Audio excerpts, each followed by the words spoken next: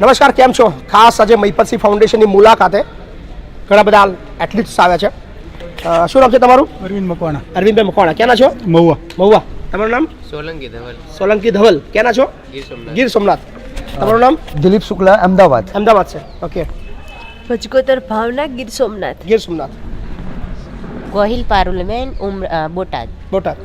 સો બધા અલગ અલગ શું રમો છો તમે લોકો? Bench press, power lifting, para power bench press, power lifting. જી સર. ઓકે. પેરાલિમ્પિકમાં. જી સર. અને અત્યારે તમારે ઇન્ટરનેશનલ નેશનલ રમવા જવાનું છે. હા, નેશનલ ઉત્તરાખંડની અંદર રૂડકીની અંદર નેક્સ્ટ આયોજન થઈ રહ્યું છે. સો નેશનલ રમવા માટે આ બધા જ પ્લેયર ખૂબ ઉત્સાહમાં છે. અલગ અલગ કેટેગરી તો રમી રહ્યા છે. તમે શું રમ્યા છો બેન? એના શું રમ્યા છો? પેલા ઘોડો. અચ્છા. હું વર્લ્ડ ચેમ્પિયનશિપ દુબઈ ઇન્ડિયાને રિપ્રેઝન્ટેશન કરી ચૂક્યો છું.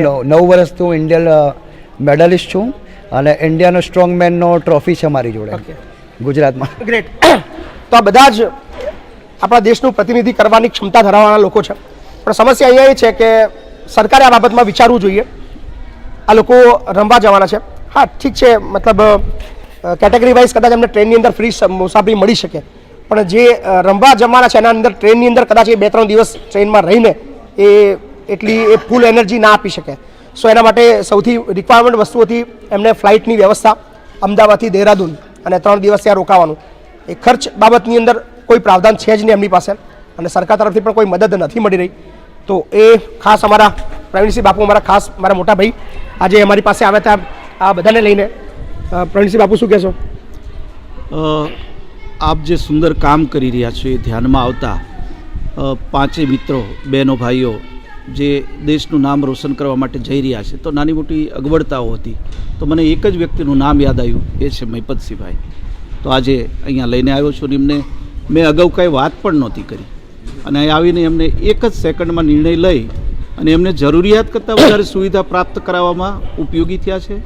હું ઈશ્વર અલ્લાહને પ્રાર્થના કરું છું કે એમનું સ્વાસ્થ્ય ખૂબ સારું રાખે અને એમના હાથે માત્ર હજારો લોકોનું કલ્યાણ નહીં, લાખો લોકોનું ભલું થાય એવા પ્રકારની કામગીરી આગામી દિવસમાં થાય એવી પ્રાર્થના કરું છું. વાહ.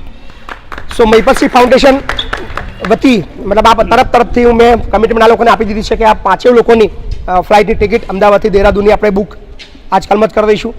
અને એ સિવાય રૂડકીની અંદર 3 દિવસ નહીં પણ 4 દિવસ ત્યાં રહી શકે, ત્યાં જમવાનું અને ત્યાં લોકલ ફરી બી શકે એ વ્યવસ્થા બી હું તમારા બધાની કરી રહ્યો છું ત્યાં.